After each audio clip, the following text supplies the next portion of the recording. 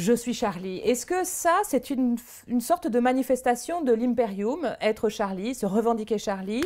Oui. Transparente. Enfin, oui. Ah oui, c'est un cas. C'est un cas somptueux même. Qu'est-ce que ça a été, Je suis Charlie, sinon un affect commun d'une intensité absolument extravagante? Et partant d'ailleurs d'une volatilité. Mais tu vois, son intensité me paraît proportionnelle au déficit par ailleurs de l'impérium. C'est-à-dire le fait que les autorités, les instances qui nous font nous sentir converger sont assez faibles, qu'on fait peu corps, et que là, une occasion de faire corps se présente, sur laquelle on se jette. Oui, c'est exact.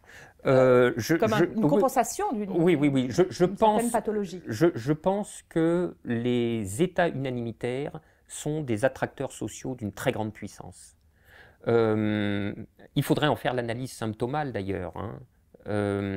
Cette espèce de désir de l'unanimité qui travaille sourdement le corps social est le reflet de la manière dont il vit douloureusement sa conflictualité ordinaire.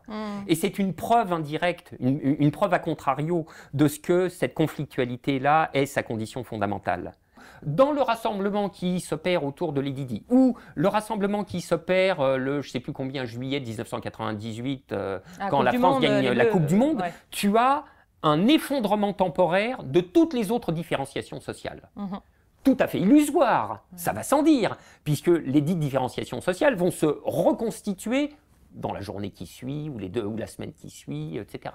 Mais dans le moment même, il y a toute une série de différenciations qui s'évanouissent. Alors ça, c'est un cas d'affect commun surpuissant et qui écrase tous les affects communs des appartenances secondaires, de classe, de qui voudraient les écraser. S'agissant de Charlie, précisément, il y a une espèce un devoir être Charlie qui s'est répandu partout, mais il y a plein d'endroits dans la société où le Je suis Charlie ne prenait absolument pas, et où il y avait des profs dans les écoles qui rencontraient des témoignages d'élèves tout à fait récalcitrants. Mais Judith, c'est pas moi que tu vas raconter ça. Moi, je n'étais pas Charlie et je l'ai dit. Ça m'a pas valu des compliments.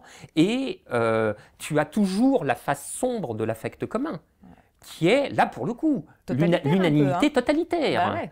Moi, je ne suis pas sûr je suis pas sûr d'adhérer à tout le détail de l'analyse d'Emmanuel Todd dans son « Je suis Charlie », mais le point de départ du flash totalitaire, je le partage entièrement. C'est-à-dire, moi, il m'est arrivé, tu vois, je suis passé sur le périphérique en voiture et je suis tombé sur un panneau de 10 mètres par 20 qui faisait tout un immeuble avec « Je suis Charlie ».